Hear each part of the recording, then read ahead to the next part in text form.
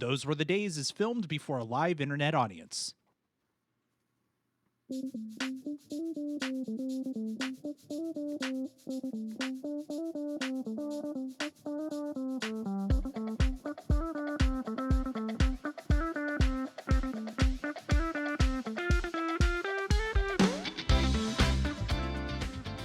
And welcome, citizens of the world, to Those Were the Days, the podcast where we take a look at TV from yesterday and see what we think about it today.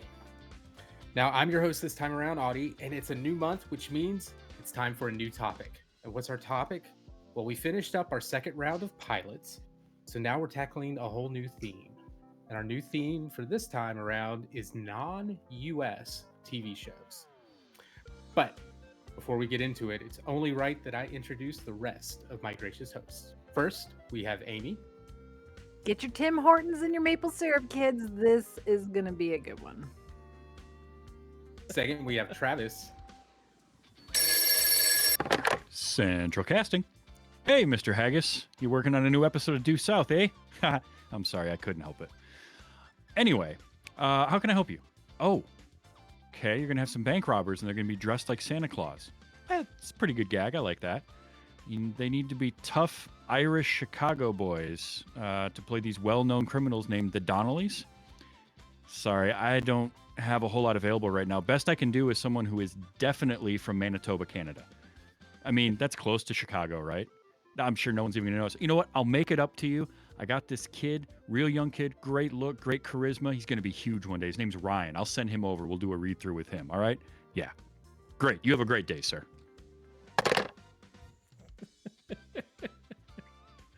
And finally, we have Steven.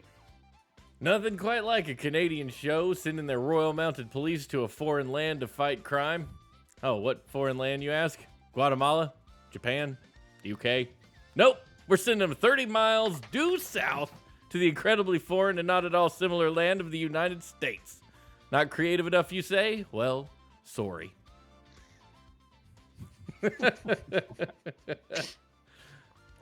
Yes. So, I apologize about... to everyone for that. Anyway, go ahead, Al. No, Yeah. I tried to think of creative ways. I was like, I'm not just going to butcher anything like that, so I'm not even going to try it. So yes, we're talking about non-US TV, and I decided to kick us off with a favorite show of mine called Due South. Now this one's a bit of a stretch of non-US TV because it did air in the US and it was financed by CBS partly in the beginning. But pretty much everything else about this show is Canadian.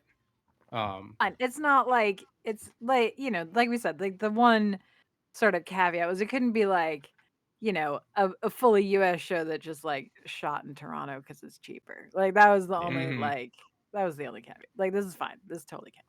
Right. So, and as our intros alluded to, Due South was a crime drama. They called it a crime comedy drama about a Royal Canadian Mounted Police Constable, Benton Fraser, who comes to Chicago to find who killed his father, and then stays as a liaison with the Canadian consulate. And he's partnered up with a Chicago detective, Vecchio, a tough streetwise cop, and they solve cases around the city and sometimes back in Canada. Now, it was described as a crime comedy drama, but as we'll talk about with this episode, a lot of the comedy was kind of situational and not like haha jokes we're telling as much as haha what's going on kind of thing. I mean, but the thing is, the comedy that did happen, I loved it. That's pretty good. I laughed out loud multiple times during this episode. Genuinely laughed out loud. A lot of it comes from the differences between the US and Canada, especially in the personalities of Fraser and Vecchio. Fraser, the stoic and well-mannered to a fault Canadian Mountie, and Vecchio, the typically gruff American cop. And then you throw in Fraser's white wolf Diefenbaker and his dead father showing up from time to time as a ghost, and things are going to bring a laugh here and there. Sorry, what was that? It's just, you go, all right, sure, I guess. That's fine. Right. You don't have any unresolved issues. Mm-mm. That's None at all. cool. Men will literally talk to their dead father in the back of their stakeout car and then go to therapy, Mm-hmm. which is a better intro than what I actually. That was good. That was good. It's okay. Steven can edit it back up there. Which Yeah, I'm just Cut it moving back in the around. beginning. Easy, Like we do definitely. with all the editing that Yeah, always goes on. I'm not doing Yeah. that. So Due South was created by Paul Haggis, a Canadian writer, producer, and director, known for writing $1 Million Baby and Crash, both Oscar-winning Best Pictures. He co-wrote Flags of Our Fathers, Casino Royale, and Quantum of Solace. Was a co-creator of Walker, Texas Ranger, the original, and created the Black Donnellys.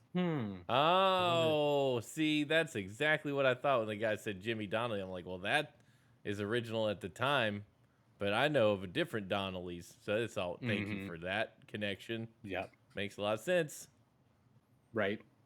So actually, Due South started off as just a TV movie. The pilot, which I did not make us watch, was an hour and a half, and it's considered the pilot, but was a TV movie that came out in April of '94. Again, both for Canadian network CTV and American network CBS.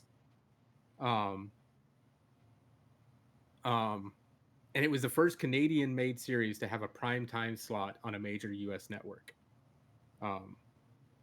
Because after the TV movie did so well, they were like, "Hey, let's do this." But CBS canceled it in the U.S. after its first season.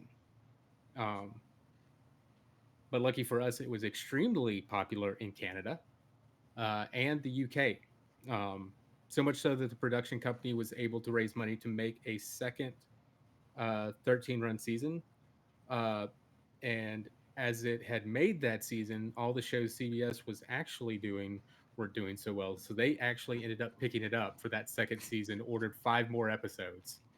And so the whole second season is 18 episodes because of that. I like it being very popular in the UK. Like they're like, what's going on in the colonies? Let's go take a little peek. What are we doing over there? It was compared to Northern Exposure in the UK. Like they held it up that high. It was one of the only non-British TV series also in a primetime slot. So yeah. I also just like the idea of the CBS exec having to go back to them, tail between his legs, like, all right, so do you want to come back? Right. But then again, after the second season, CBS still decided not to pick it up again. Because they learned their lesson so well. Yeah. But after a year, CTV again raised the money, including help from the BBC and other international places, to produce 2 more 13-episode series or seasons. And they were eventually packaged together as a 26-episode third season for syndication in the US when it came to us. But luckily, because of all that, they were actually able to do a proper ending and got to, finish out the show the way they wanted to. So that was good for them. The cast of the show is probably a lot of people nobody knew before this. I certainly didn't know anybody. But Paul Gross plays our Constable Benton Fraser. He is actually a well-known Canadian actor, playwright, director, musician. He's had a couple songs in the show and stuff, and is very well known for this show specifically in Canada. David Marciano played Detective Ray Vecchio. Now, he was only in there for season 1 and 2. After CBS let it go the second time around, and they had that year before making season 3, everybody had scattered and started working on other projects, and so he wasn't able to come back. The interesting thing is they brought in another actor, Colin Keith Rennie, to play Ray Vecchio. And here's one of the most genius things they do with it.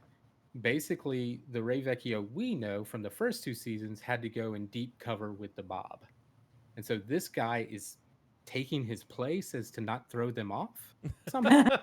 And Wow. Perfect. so, That so is, No like, problem. yeah. yeah, but they have fun with it, and it ends up working out well. Like it's one of those things where you're like, okay, new cast member, this could tank the show, and it absolutely does not. He comes in and just rides with it, and he has really good uh, chemistry with Paul Gross, and it works. But my question is, did the new Ray have shoulder pads like the Ray we got in this episode? Because my word, those were like it was like a pair of football shoulder pads under Uh-huh. his jacket. Those were Oh, yeah. impressive. No, And once it Callum got Rennie's wet built and a they were little just bit. like, pauldrons. Mhm. No, Callum Rennie's built a little bit better than David Marciano, so he did not need shoulder pads nearly as much. The other main actor is Gordon Pinsent, a well-known Canadian actor who was in this episode our Sergeant Bob Fraser, um, Benton Fraser's dead father. Um, the rest of the cast is entirely Canadian. Um, there's several people I've looked up and was like, oh yeah, they were on Highlander. Oh yeah, they were on Highlander. Oh yeah, they Yep. were on Highlander. Um, they had a few notable guest stars. One of them was Leslie Nielsen, who played a Canadian Mountie, Sergeant Buck Frobisher. He showed up in a couple episodes. His dad was an actual Royal Canadian Mounted Policeman. Hmm. So much so that like at when he came on set, he actually had to tell Paul Gross that his boots were laced incorrectly and taught him the way to actually lace them like a Mountie should. That's Um, I awesome. love stories like that. Yeah, yeah, that's and cool, man. um, we'll talk about at the end of the episode how everybody reacts, but go watch the episodes with Leslie Nielsen because it's so the comedy you get from him because he plays it straight and you expect him not to. It just feels so much like what was his the cop series Police Squad. Police Squad. Yeah, it feels like he's right out of Police Squad, but he holds his line. And it's just like you expect that little look at the camera, just the way to react somehow, and he never does it, and it's hilarious. Carrie Ann Moss made a guest appearance at one point, but this was before she got really big. And then in this episode, we got a very young Ryan Philippe. Yeah, we did. I So, was like, I Is didn't know that till like the credits roll because they did like cold open and credits or whatever. I was like, mhm, oh, that's why that kid looks kind of familiar. yep. so is it Philippe? Is it Philippe? I never heard it pronounced the same way by two people. I don't It's know. I always say Philippe, Filippele. but You're both wrong. I think it's Philippi. I think it's Ryan Philippi. I've heard the okay, Entertainment Tonight people say it we'll go Philippi. with that. Yeah, I mean, I'm always curious. Hmm. He's not in a whole lot these days, so we don't have to think about it very often. Yeah. He was in that hacker movie in like '98, and then we just forgot He about was him. doing the Shooter TV series. He was really good in that. Oh, okay. I don't watch So, TV. This is my problem. I don't know anything modern. Welcome to those were the so days where I don't know anything yep. that's happening right now. If you're wondering what spawned this podcast, Yes. Ian doesn't watch anything new, so we had to talk about old stuff. Yep. So let's talk about old stuff. We've got season 1, episode 10 of Due South, Gift of the Wheelman. And I know we're just a month out from December, but it happens to be a quote unquote Christmas episode. So we'll just go with it. Mm-hmm.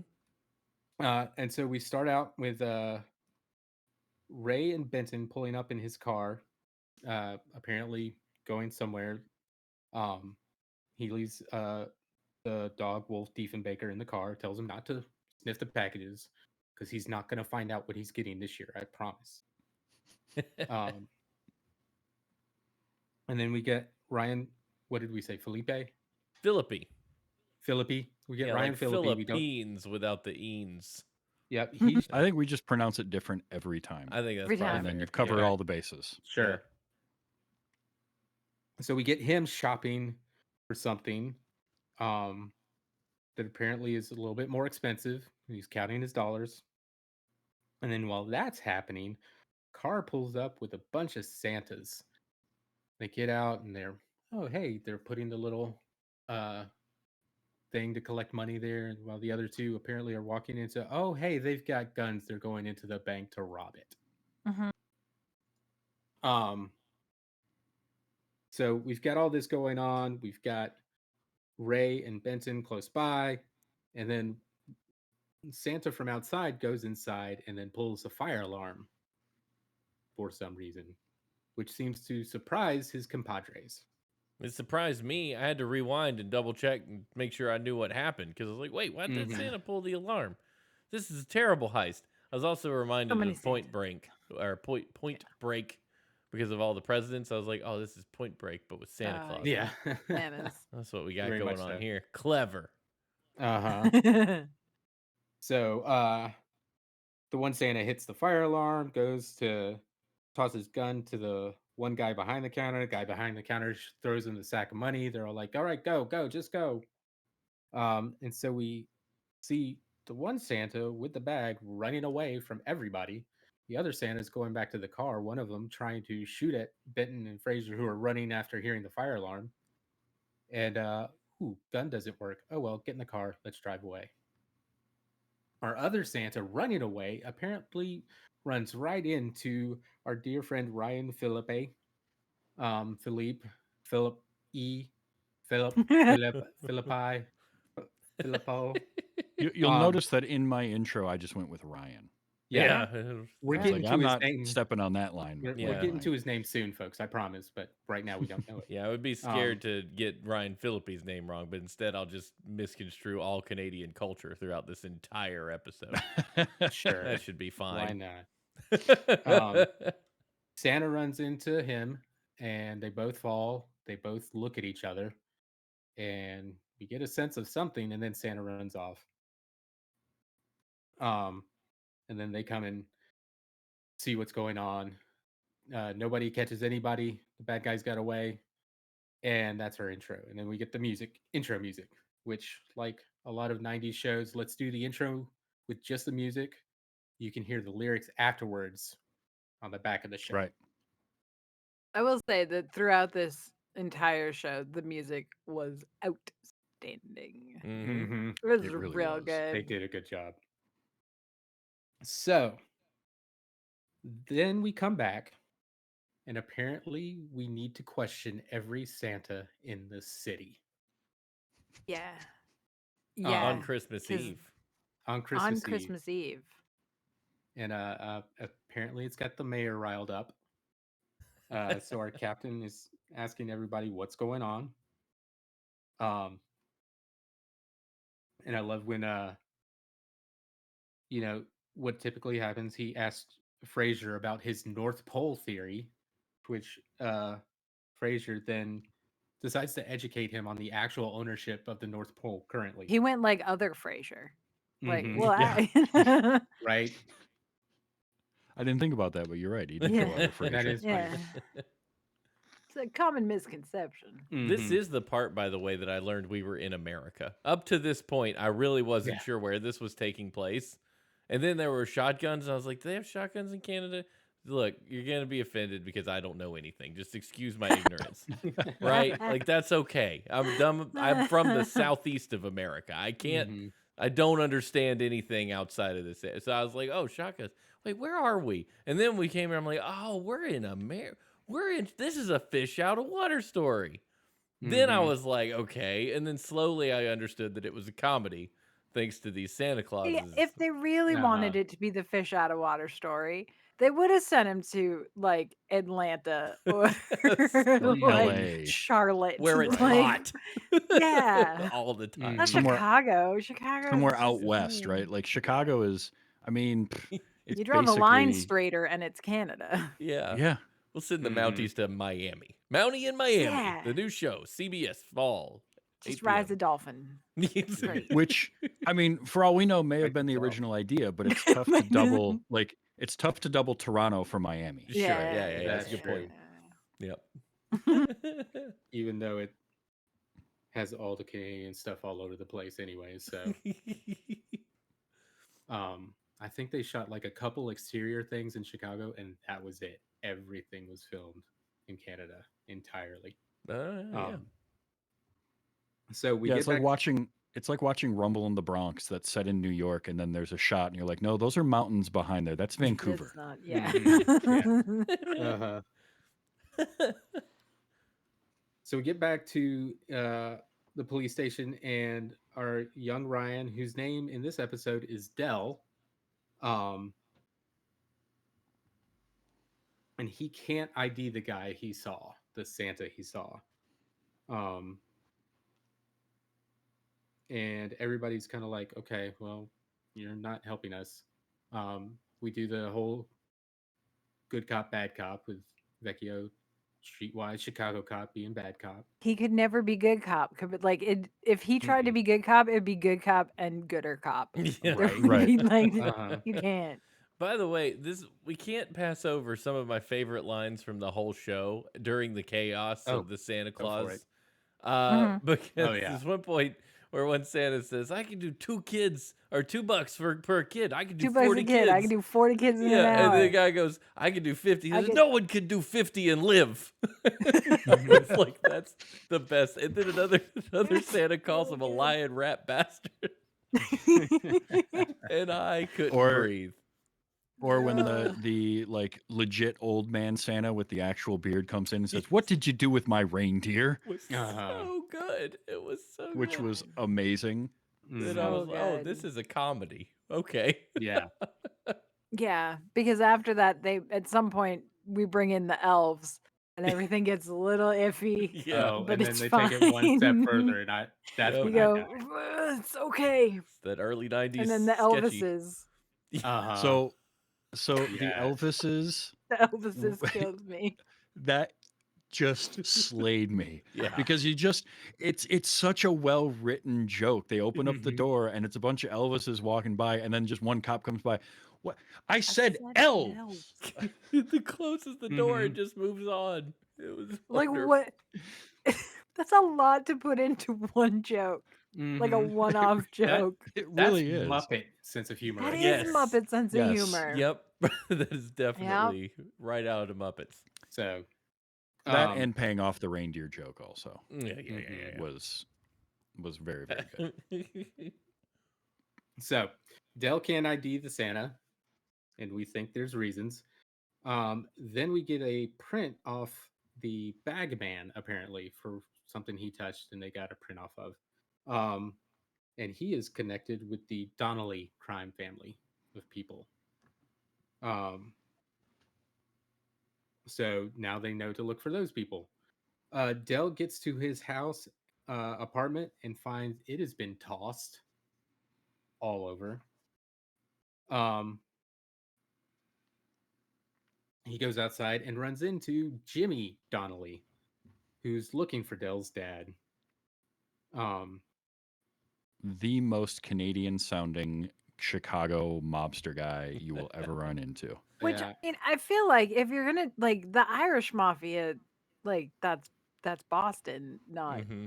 like Chicago's the Italian. Like what are we mhm. doing? What's Yeah. happening? Well, and you know they're Irish because of the tin whistle faintly playing in the background, just to make sure we Right. solidify it Mhm. real Mhm. well. Yeah, yeah. Well, I'm guessing the guys were cast like, all right, can you do an Italian accent? No, but I could do No. Irish. Is that close? It's like, Great. But Yeah. couldn't even do that. He But just you sounded also like he was couldn't. from Manitoba.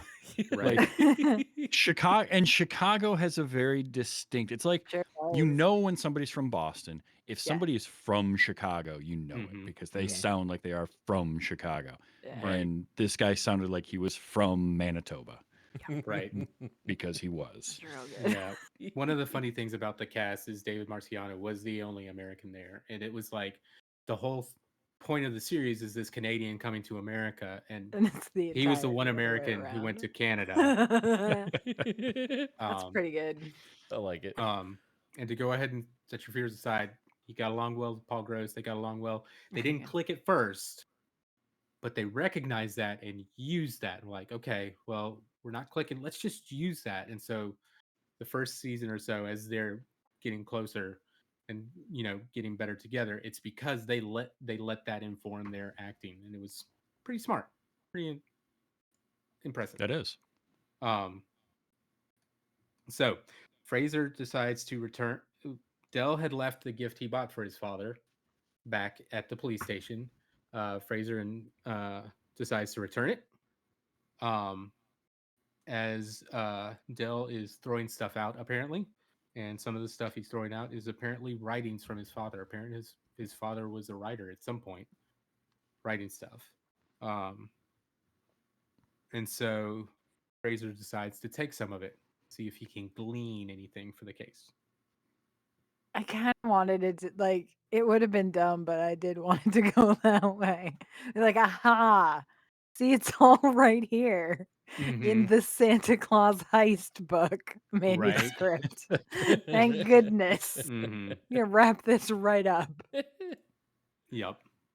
Um, then we cut to the part where the cops are now talking to elves, Hmm. and there's just a bunch of little people It's fine. running It around. it was a different time. Yeah. Yeah.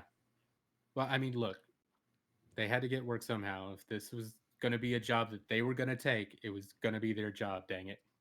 Probably not the worst thing we've seen in our No. 76 episodes now. No. No, for No. sure. And then we find out more about Dell's father, Bill Porter. Apparently, he was a bank robber several years ago as a wheelman.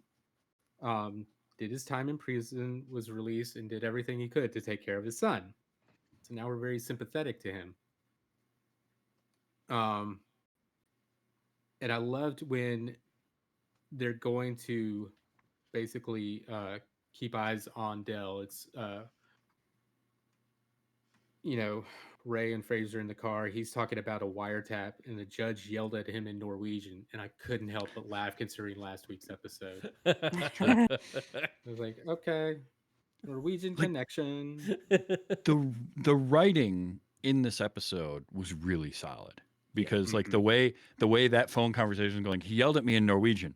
No, sir, I didn't know he Didn't could know he speak spoke. Norwegian either. Mhm. Yep. And then, inspired by reading Bill Porter's things, Fraser starts going back to reading his own father's journals that apparently he took meticulous notes on all the time. Starts, talking about his regrets of spending more time, not spending more time with his father. I loved Ray's uh, little thing about what he learned from his father. One, when to duck, and two, never hit a kid because it doesn't teach him anything. I was like, oh, Got wow, dark there for a second. nice. Okay. Yeah. Okay. All right. Uh, Okay. he shares that and then he goes to the gas station for some reason. Oh, there was one thing he said during this exchange. I can't remember the moment, but he made this he wanted to insinuate someone got drunk, and he says they consumed a great deal of Christmas cheer. I laughed. Yeah, yeah, Yeah. yeah. I Because laughed he like went I to get am. the papers signed. Yeah, That's right. yeah. And Yep. that I'm was like before I he. am using that. Oh, he consumed a Yeah. great Hmm. deal of Christmas cheer. So good. So good. So, so he and Diefenbaker go to the gas station. I love that the dog followed him out. Like at this point in the show, we're 10 episodes in, the dog is okay with Ray enough to just go to the gas station with him. It's like, okay, sure. Mm-hmm. Yeah. Um, Fraser starts reading some of his father's journal stuff right there, and we hear his father reading it in voiceover, and then all of a sudden he's actually there. Um, And I wasn't prepared for that. Like No, I I yeah. wasn't am. expecting that to be the way the show went at all. Uh huh. Uh, and then I read that it was the first time it happened was this episode. Yeah. So that was a new thing in this episode. So I felt a Hmm. little bit better that I was so blindsided by it. But It's one of the reasons I wanted to do this episode because I remember the whole father thing, and it goes on throughout the series. But um, I know it kind of happened. I think it kind of happened in the TV movie a little bit with voiceover. mhm. But yeah, this is where they actually bring him in. Because there's a making of documentary about it, and they were talking about how they had cast him as the father, um, as Fraser Senior. Why can we not? We got to figure out some way to use him. It's like, what if we do it as a ghost? It's like that would never work. It's like, why don't we just try it? And they tried it, and it's like, this works good enough. Let's do it. So they did. It So worked. It worked great, and I loved that first exchange with Benton and mhm, him. And he's in the middle of a sentence. Is there a history of mental illness in our Mental family? illness yeah. in Yeah, the family. that's Well, really good. just the very first thing. How are you? I'm dead, son. Other than that, you mean? It's like, no, that's pretty much it. Yeah. And then, But yeah, well, there was your uncle Tiberius who died wrapped in cabbage leaves, but we just assumed that was a freak accident. I was like, uh-huh. oh, okay. I Yeah, wrote that down, but I went all meta with it because I'm like, wait, the only thing that his dad can know is what he knows. So did he make Yeah. this up, or Yeah. is this a mhm, subconscious thing, or is he just Right, shooting because off that of the happens hip? later, right, when right. he figures out what's going on. Yeah. Mhm, And he's Yes. like, "No, don't you get it?" And the dad's like, "No, I don't." And I'm like, "But but he's" yeah. This is We'll get there. honestly, I'm more comforted that it's just actually a ghost. yeah, Like, Mhm. it makes me okay. feel better. Yeah. So we cut to apparently the other three uh, robbers who were the two Donnelly brothers and their other friend are also watching Dell to see if his dad shows up. Um, apparently, Bill Porter had a second car stowed away for the robbery. Um, and they're asking why this guy just threw him the bag and questioning him. It's like, what was I supposed to do? It's like, well, that was your one and only mistake. And You're the bag man. You yeah, hold the bag. Hmm. and Ray comes back to the car. Um, and this is when we get confirmation that only Fraser can see his dad because Yep. Ray definitely doesn't. Hmm. But he notices the light on in the apartment, um, which his dad is like, see, very observant right there from the get go. Good cop. I also And liked when he comes back. Anything happen in one sentence? mhm, Like, And then when they go to check it out, right? And they're like, "Stay with me." No, the dog. yeah. No, no, him. no, not you. So they go to check it out. The Donnellys go to check it out, and then we got people shooting at each other. Um, and this is something that's not explained in this episode, but in another episode. So there, Ray is the only one shooting at the Donnellys because Fraser does not have a servicing firearm. Because he is Royal Canadian Mounted Police, he is legally not allowed to have a firearm normally. Hmm. Uh, so that's Hmm. why he's telling his dad it's not legal for me to carry a weapon. It's the law. And then And the then his wonder the father hands him his, yeah. and it's great. He's like, You "Here, can't. use this." I can't. It's imaginary. Imaginary. I appreciate the offer, but it's Uh huh. imaginary. I The laughed so whole hard. the Mm-hmm. whole shootout and that entire three-way conversation was so Yeah. good. Yes. Mm-hmm. Not remotely realistic, but wonderfully written. So Yeah. good. So, so what does Fraser do? He just takes a rock and throws it at one of the guys and hits him in the head. Um, so that ends the firefight. Um, so they again get Dell, take him back to the police station to question him what's going on. This is where we get the lovely L's montage with Elvis's, which yeah, just perfect. We talked. No other notes. Yeah, I no, said elves, you 10 out of morons. 10. Um, they're still not getting anything from Dell, so they let him go. Um, and Fraser is not happy about that, and they're like, "Yeah, hopefully his father will get him." So they're basically using the kid as bait to try and get his father. Um, and as they're leaving the police station, Fraser Senior is there again, trying to teach his son about interrogation tactics. His son's like, I know that. Yes, I know that." And so right away we get uh, apparently Bill Porter picking up his son right in front of the police station there and taking off. And so now we've had a shootout. Now we get our car chase. And holy heck, was this a good car chase? It was. Yeah, Good lord. it was intense. It was just the wrong music for the car chases to me. It was so Like, good. No, it's it was so poppy. great. No, It's like, It no, was that was. really great. I'm all sorry, right, Sarah McLaughlin. Come on now. I'll be the L- odd man out on this one then. I was into visuals. It was just the music didn't fit very well to me because it had lyrics. Listen, I just watched Cobra for the first time this week. And you want to talk about music that doesn't fit a scene? The end credits music of Cobra makes no sense whatsoever and was killing me. So I'm just used to it now. Okay. Uh huh. So, but we quickly learned why Bill Porter has been a wheelman because he knows how to drive that freaking car and put it wherever Yeah, he he does. wants.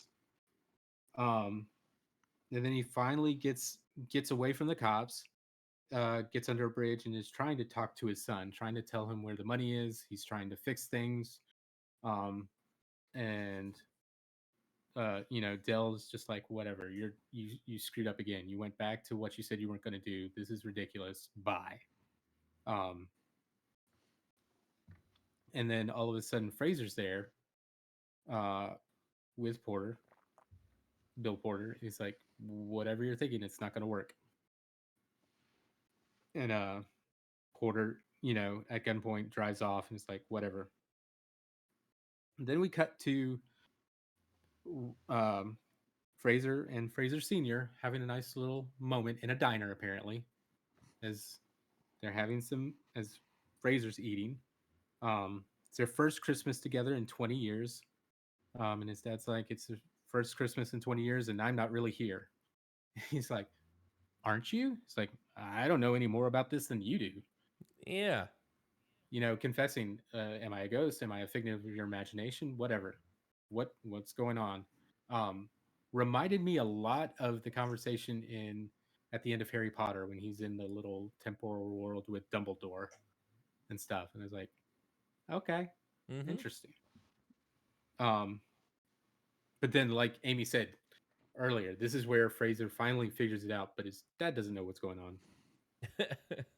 This scene also has one of the So, weirdest advertisements I've ever seen for milk in the background, where the phrase says, "The faster life gets, the more sense milk makes." And I couldn't make sense of that at all. Like, why does milk make Sure, more it made sense sense at the when time. life is I yeah, just fast? Anyway, at the I was same, bothered by that more than I should yeah, have been. This was going on. It's like, this is stupid. again, Made sense at the time in made Canada. sense at the time in Canada, right? It's a Right? Canadian thing. Just say that it's a Canadian thing. Yeah, sure. Um, so Bennett goes back to Dell's apartment where Ray is watching. Um, and he decides to go talk to Dell. He's like, Ray, come on. And Ray says something. And then Ray's dad shows up and says something. And That my was note so here was weird. like, is the dad thing's gonna like a running thread now? What's going on here? what is Because happening? I wasn't again Uh, I was not prepared for that. Like I right. had just gotten used to Mm-hmm. Benton's dad being around, and I, then just Ray's dad pops up from the back, says one thing, it's like all right, and just slowly yeah, disappears. I think it was a joke that was too good not to do, but no. We just get Fraser's dad throughout the rest of the series, just the one. Oh, Um, so they go to talk to Dell.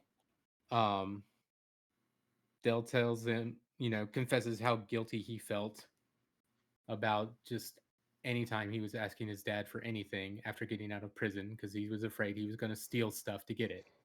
Um,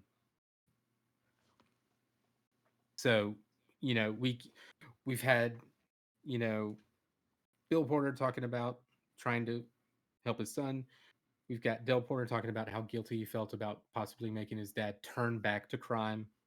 And then Fraser finally lays it out that he'll tell you where the money is because he's going to make it look like it was destroyed. He's going to kill the Donnellys and then himself. That's what his plan is. And so then we get another little montage um, of everybody getting ready for whatever's going to happen.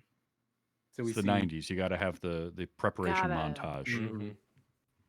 Which I'm like, this poor kid. Like, that's a lot. Like, true or not, that's like a lot to pin on this poor kid. Mm-hmm. Yeah. So we've got Porter doing something in a warehouse kind of place. Um, we've got his son getting ready to do whatever he's going to do. We've got Fraser and Ray on the phone trying to figure out what distillery they were talking about. Um, and then they find the place that they think it is, and it luckily happens to be the right one. In the montage, though, right? Because the dad like slips the note under the door, Yeah, right? And from he's reading it, and he moves his tea kettle off the stove so he can light uh-huh. it up. It it was very dramatic. Yeah, It was. It was a whole lot. And I was Mhm. like, okay. Leave no trace for anybody else to find and follow. So, uh, and I love that Fraser gets dropped off and he's looking around. The door's locked. Like, okay, there's a door up there. I'll just climb up the building and go through that door. Easy peasy, lemon squeezy. So he goes in and confronts Porter and tells him this isn't going to work. Okay. And your son needs you to not die, kind of thing. Um, and that's when everybody else shows up. We got the Donnellys coming in, and then we've got Ray coming in. Um, and then uh, Porter does his plan. What he had was barrels of gasoline strung up throughout the building, and he just drops them on everybody, and everybody gets soaked, except Fraser. But you know, so they're all soaked. He's ready to go ahead and just burn everybody alive and enact his plan. But they convince him not to. Um, and then he yells at the Donnellys, "Drop your guns." Ray's about to drop his. He's like, "Not you, you moron."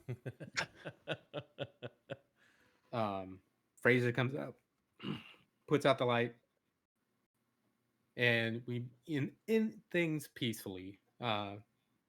The We assume the Donnellys get taken away, and then we cut to Dell visiting his dad in jail,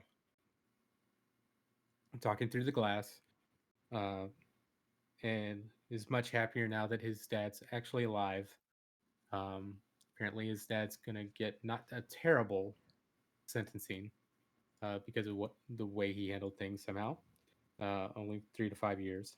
And then Dell is finally able to give his father the gift that he had from the very beginning. I was glad for this payoff because it Mm. turns out it was a very expensive and very nice pen that apparently was just like one Bill Porter used to write with. And Dell's like, "Yes, I remember you writing with that all the time." So we got that nice warm moment. And then we cut to Fraser in his apartment, um, trying to talk to his dad and then not getting any response and just goes back to sleep. And then his dad actually is there and just simply wishes him a Merry Christmas and walks out the door. And that is the end of this episode of Due South.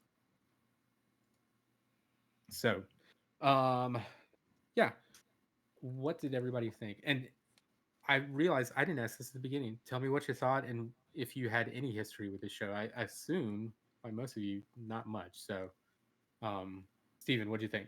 I've never seen this show before, as because I didn't watch a lot of foreign TV. But I'm ashamed I hadn't seen this show because it was great. It was like the perfect blend of drama and comedy. And the ghost dad thing was kind of weird, but because I like the actor playing ghost dad so much, and I'm a big Mm-hmm. fan of his like beaver hat or whatever he had on, Yeah. that Uh-huh. I'm just I was like, this is great. At one point, I was looking at him thinking, does he have snow flakes like sprinkled on him? Because that would have been pretty great. Like if you had like your Mm. ghost Uh-huh. dad is it has inclement weather whenever he's coming to see you, but just on him, like that would be pretty cool. But I think it was just the way the light was reflecting off the beaver fur. But Could have been. anyway, I loved it. I would watch more of this. Like if I was just sitting around, like this is great. It was well acted. It was well produced. It looked fun. It had a cool story. Mm-hmm. I'm really impressed by the writing. Like it shouldn't surprise me. I heard Paul Haggis, and I knew Yeah. that name, but I couldn't remember from where. I just knew it was like a pretty big deal. And like I mean, Yeah. it was wonderful. Like A plus Mm-hmm. plus. Would watch again. Nice. Amy, what about you? I have no memory of this show existing prior to watching it for this. No, this was really good. It was really fun. I don't know that I'm like gung ho to go watch the rest of it, but I Sure. really enjoyed it. It was a lot of fun. Mm-hmm. Wasn't upset about it. You know, it's Mhm. pretty good. Good. I, Travis? RCMP. Or- Let's go. Yeah. Yeah. Right. Yeah. I remember it being on the air. I don't ever remember watching it, but I know I saw promos for it here and there. I had a good time with it. I would watch more of it. Like I'm kind of with Amy. I'm not gonna trip over myself to get to it, Sure. but if it were on, or if I needed something to replace when I finish the Pretender and I'm walking on the treadmill and I just need a show that like I can watch, but I don't want to. Like Twin Peaks wouldn't work for that because I really want to pay attention to it. But Right. if I just need something to just to watch, I would watch this. It was a lot of Mm-hmm. fun. Yeah. Yeah. This was just a one I always remember watching and just always had great feelings for. It's funny, yeah.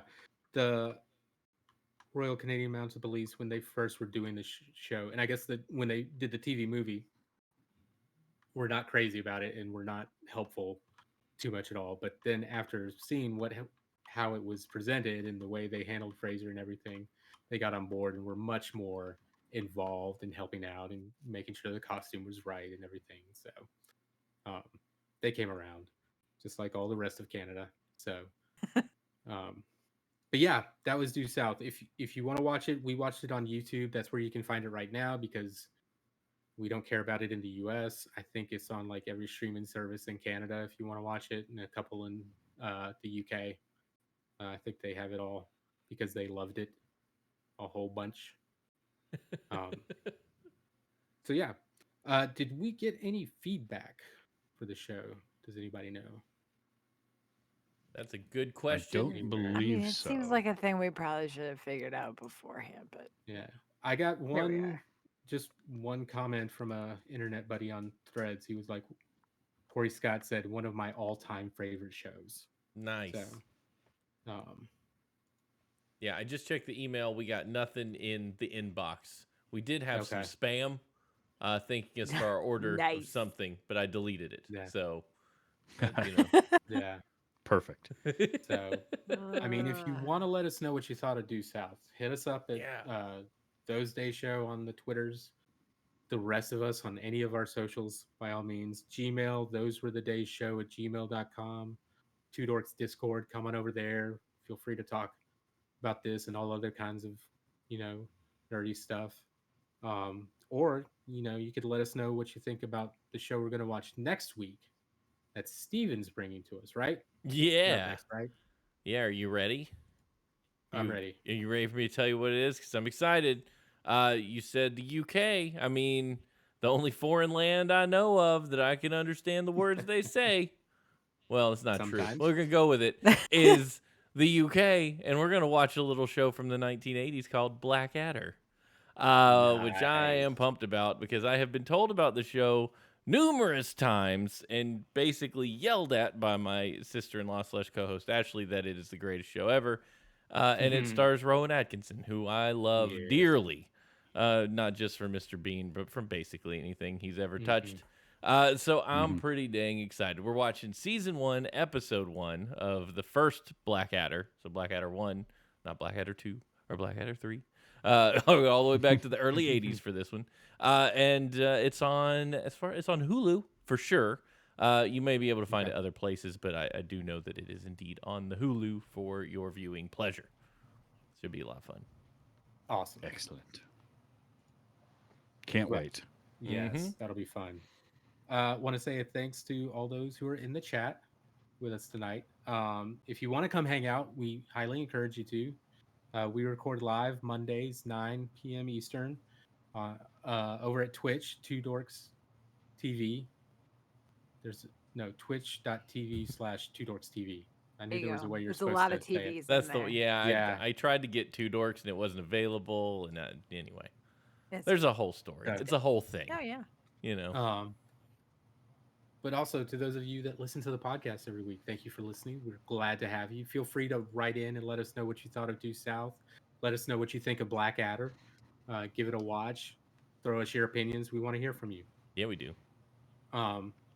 So until next week at Blackadder, I'm Audie for Steven, Amy, and Travis. This has been Those Were the Days. Go enjoy some old TV, and we'll see you next time. Sorry.